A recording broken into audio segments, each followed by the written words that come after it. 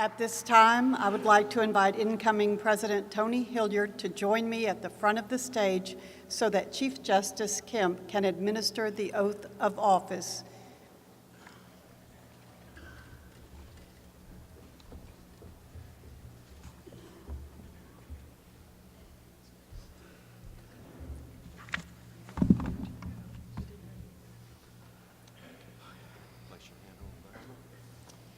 Say aye, your name, and repeat after me.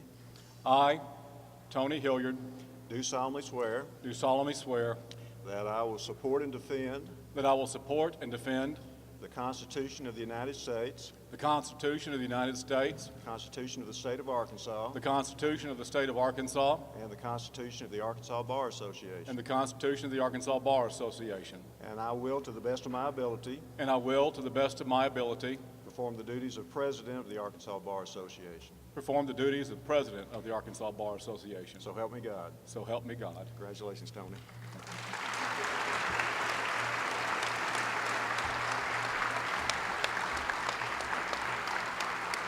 But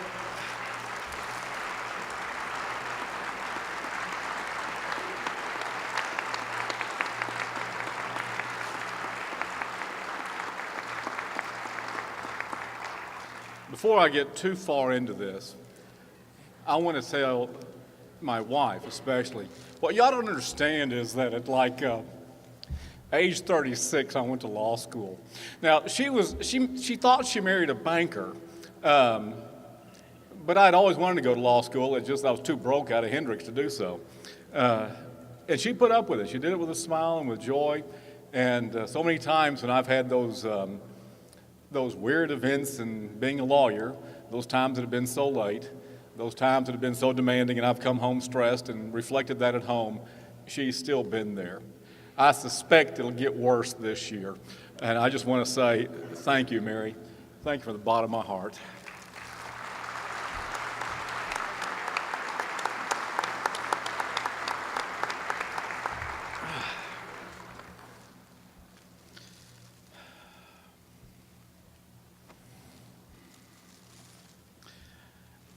Thank you, Chief Justice Kemp. I also want to thank my friends and their family and my family for support of this. I apologize again to Mary for the amount of time I know this presidency is going to take this year, and it's going to take away from family. I'll tell you, the maddest Bill Bridgeforth ever has gotten at me so far, as senior partner of our firm, was one Thursday afternoon. And I was still at the office. And Katie, you had a dance, and I was still there. And he said, "What the hell are you doing here? You need to get to work. You've got more important things. You've got to be with your family." Thank you. Bill, David, Shane, Paul, George, Spencer, Philip, I thank you for the time that you know this is going to take. I can't promise that I'll keep my billings up like Rosalind did, and that girl's a machine. And I thank the staff for the time that they've given us, and I will also thank the staff of the Arkansas Bar Association for the patience and the time that they've given me. I also get a unique opportunity today to thank someone that probably had the most important impact on me as a teacher. It was just ninth grade speech and debate. But with her smile, with her joy, with her laughter, and with that look of support she always gave, I knew that we could do anything. And we always knew it too. Vicki invited me to say something for your retirement, but I wanted to save it for now. Judy Vassar, thank you so much. Thank you for so much. And by the way, we can blame y'all. You can blame her for me being a lawyer. Vicki, thank you again.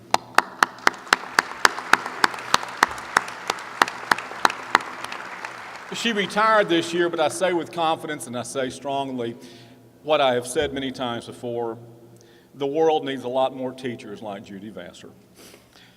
This year we face Senate Joint Resolution 8.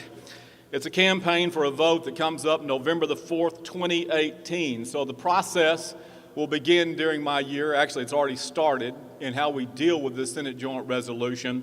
It's already started. It'll finish in my successor's campaign during her time as president.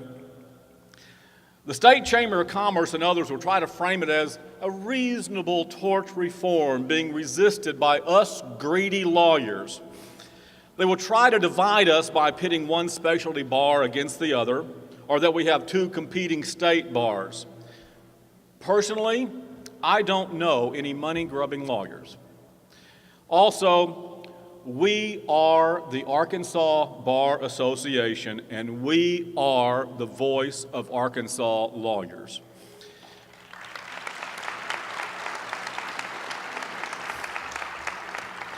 Senate Joint Resolution 8 is, in fact, a blatant usurping of the fundamental separation of powers in our Constitution.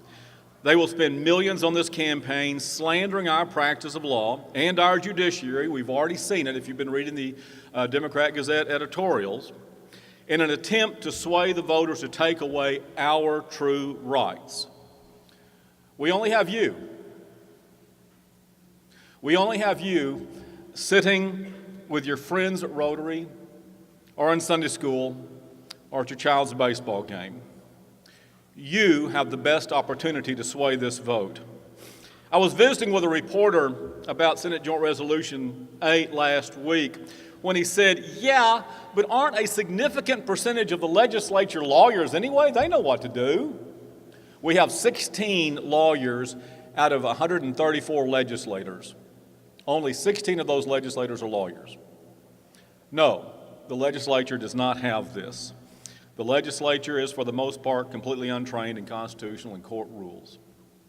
And they're wanting to take over the court rule making. A couple of months ago, a lawyer acquaintance of mine said, right now, frankly, I'd rather take my chances with 134 legislators instead of the 7 on the Supreme Court.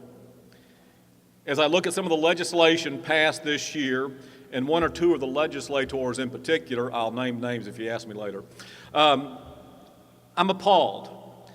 And even without those bad eggs, I absolutely reject any contention that the court rules should be set by the legislature without any controls or inputs or public comment. We must take a stand now.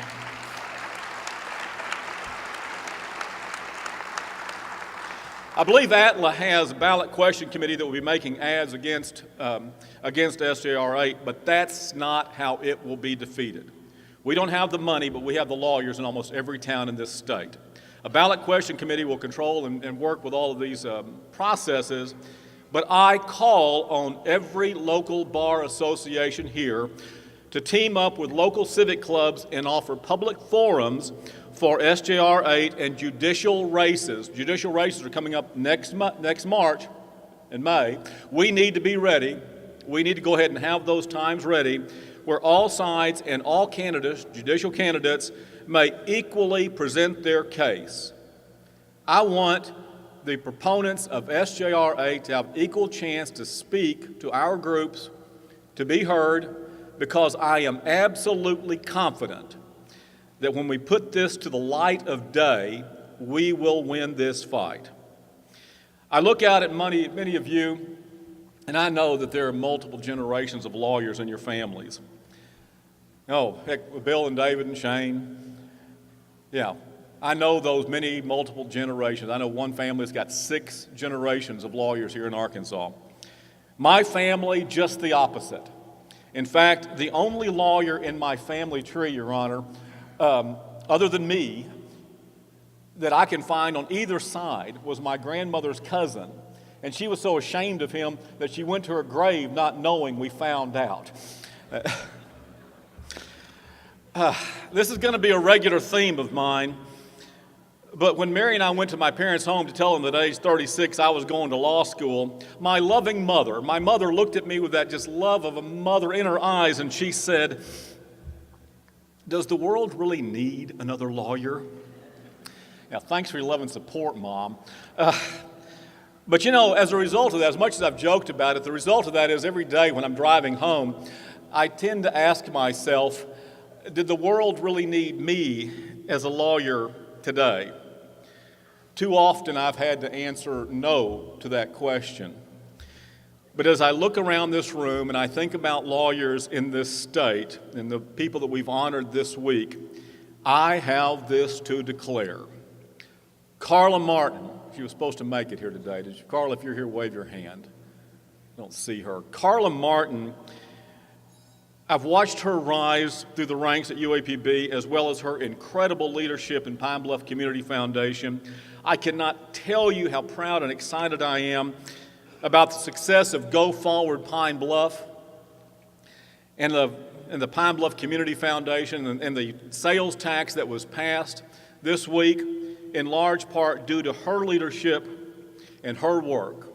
My friends, the world needs another lawyer like Carla Martin.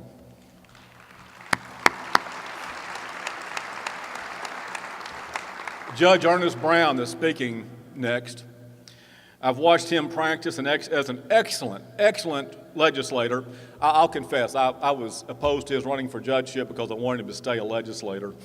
But he did win as a judge and became a very capable juvenile judge, and I had the privilege of watching him in court a few times.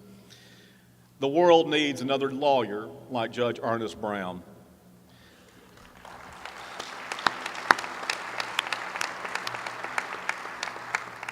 I'm trying to look for Madeline. Madeline, I've had the joy of witnessing your father serve in leadership and faith in our church, playing on the prison band, teaching Sunday school, lay leader, or juggling for the children's sermon. Then we watched him lead the Little Rock School District with the courage and integrity that we knew would also cost him that job. The world needs another lawyer like Baker Curris.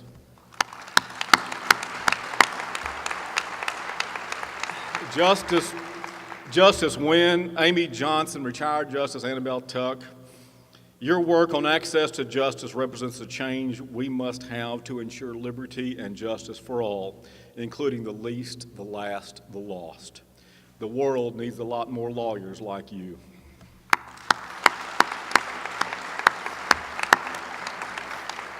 I don't see Jeff Rosenzweig. Probably a majority of the lawyers in the room, probably most of us began dreaming about being a lawyer after being forced to read To Kill a Mockingbird in school.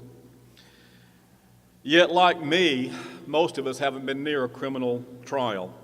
Jeff, on the other hand, had the courage to work on the toughest death penalties, and still does, the toughest appeals, and the conviction and persistence to work with the governor and the legislators to improve the process. The world needs another lawyer like Jeff Rosenzweig, and that's why he received special honors from the foundation this week.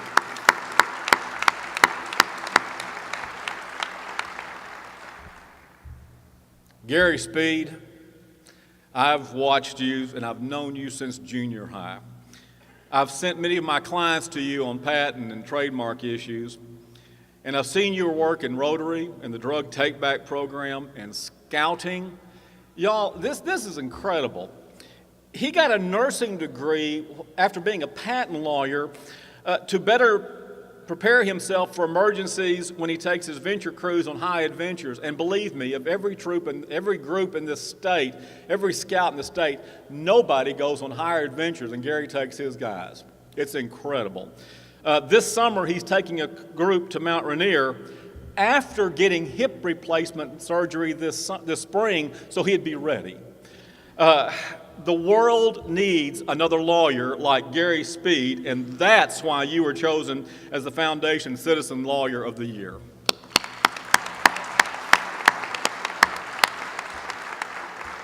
Oh, Bill Waddell, I've known you and Patty since 4th grade. It's special to me that my father taught you in confirmation in West Helena, and then you were that very important Sunday school teacher for my daughter. When Michelle Ader and I followed you as chancellors of the Arkansas United Methodist Conference, you became that representative for the United Methodist College of Bishops. I did not fully appreciate your soul in the worldwide respect he holds until I'm on a conference call with chancellors from all over the nation, and every one of them, people from some of the best law firms in the nation, and they all said, "What does Bill think we should do?" That tells me a lot. Mary and I were at a worldwide forum for United Methodist chancellors and bishops in San Diego a few years ago. felt like the UN with translators and these sound booths behind us. Mary and I just happened to be sitting at a table with several bishops from Africa when an issue regarding safe sanctuary came up. After some discussion, one of them said, "We need to talk to Bill Woodall." Yeah.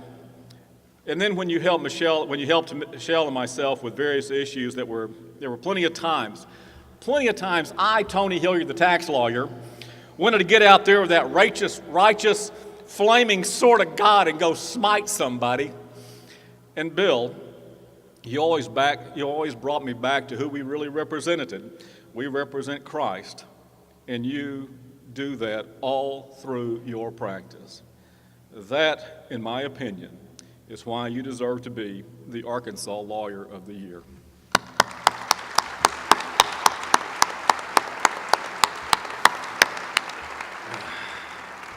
Now, I know many of you are sitting there thinking, yeah, but he left off this person and that person for all the work they do. Look at Rosalind Mauser over there. Not only did she help us with all our sponsors and such, Rosalind, when she was practicing with us, would still take half a day to teach kids at a little elementary school in Pine Bluff reading and work with them on reading. Half a day every week. I remember that, I watched that, I saw that, and I applaud you for that.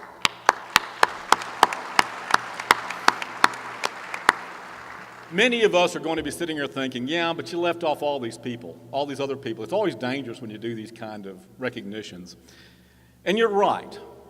You're right. There's an awful lot of lawyers out there who've done just as much, who have given so much and have been so much a part of this and their importance there.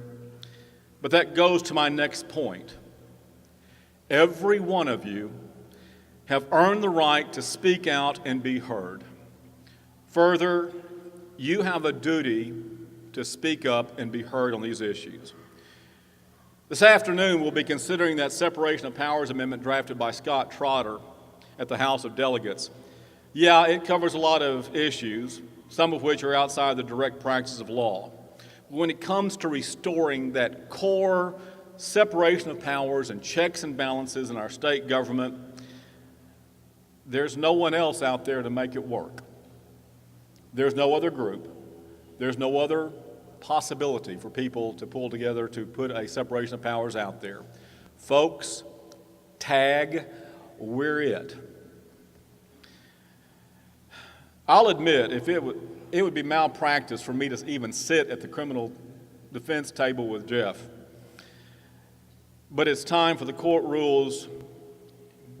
It's time to ensure that the court rules you face are set by the court and not let some legislator upset about some atrocity of the moment. There is no one else. Tag, we're it. Chief Justice Kemp, I am fully confident in the court's independence and understanding of the law. I fully trust the court to make the rules of the court in compliance with the Arkansas and U.S. Constitution. I am fully aware the court is not allowed to participate in political campaigns. We fully understand that when it comes to defending the judicial branch from the encroachment of other branches of governments, in this case, tag, we're it. We got a tight budget. We have many other things that we're dealing with in the Bar Association. We have other ways of trying to support each person here. An interesting thing was said to me, though, a while back. When we were looking in 2020 as to other non-due revenue sources, et cetera, we were looking at other ways that we do things. It was funny because none of the people in there happen to use those kind of services from the bar. They don't, we're in a multi-person firm or whatever. And so I said, why are you in the bar? What do you get out of the bar? And to a person, they said, it's not what I get out. This is the best place for me to give. It's my duty to be a part of this. I say that again. I say it again. It's our duty. We are the Arkansas Bar Association.